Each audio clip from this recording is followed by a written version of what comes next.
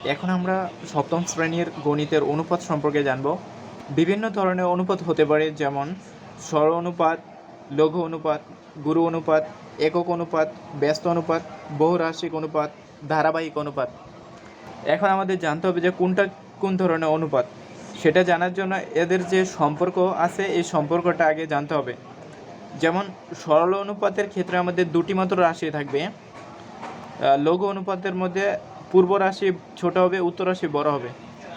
যেমন আমরা যদি একটা অনুপাত নেই 3:5, এখানে এই 3টা হচ্ছে পূর্ব রাশি, এটাকে আমরা বলবো পূর্ব অনুপাতের পূর্ব রাশি। আর এই 5টা হচ্ছে অনুপাতের উত্তর রাশি। অনুপাতে যদি দুটি মাত্র রাশি থাকে তাহলে সেটাকে বলবো সরল অনুপাত। লঘু অনুপাত, এখন পূর্ব রাশি যদি ছোট হয় আর উত্তর রাশি যদি বড় হয় তাহলে ওইটাকে বলবো লঘু অনুপাত। তাহলে এই যে এখানে যে পূর্ব রাশি ছোট আর উত্তর রাশি বড়, তাহলে এইটাকে আমরা লঘু অনুপাতও বলতে পারি।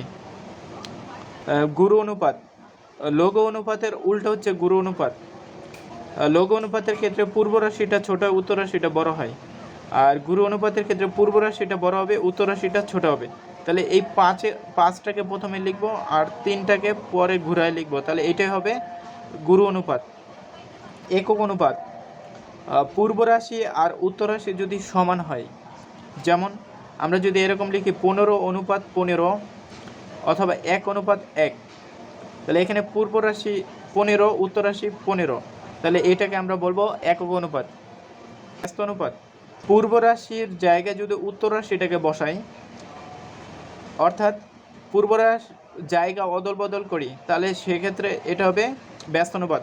যেমন আমরা যদি এই অনুপাতটা লিখি যে 5:3, এখন এই 5টা পূর্ব রাশি, 3টা উত্তর রাশি। এখন 3 যদি প্রথমে লিখি আর 5 যদি পরে লিখি, তাহলে এই 5:3 ব্যস্ত অনুপাত হবে 3:5।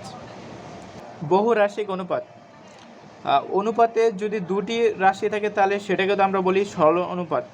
এখন দুইটা রাশি না থেকে যদি 3টা অথবা 3-এর থেকে বেশি থাকে তাহলে সেটাকে আমরা বলবো বহুরাশিক অনুপাত।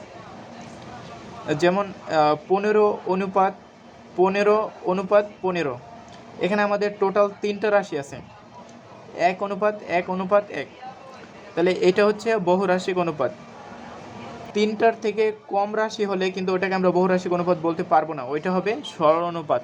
ধারাবাহিক অনুপাত, আমরা যদি দুটি অনুপাত নেই, প্রথম অনুপাতের উত্তর রাশি এবং দ্বিতীয় অনুপাতের পূর্ব রাশি যদি সমান হয় তাহলে সেটাকে আমরা বলবো ধারাবাহিক অনুপাত।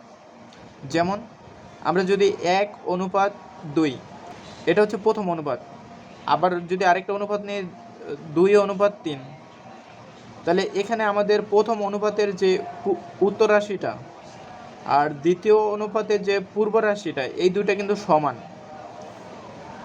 তাহলে আমরা এটাকে লিখতে পারি 1:2:3। তাহলে এই 2 দুইবার আছে, আমরা একবার লিখব আর প্রথমে 1 লিখব আর 3 লিখব, তাহলে এইটাই হবে ধারাবাহিক অনুপাত। ভিডিওটা ভালো লাগলে অবশ্যই লাইক দিবে আর বন্ধুদের মাঝে শেয়ার করে দিবে।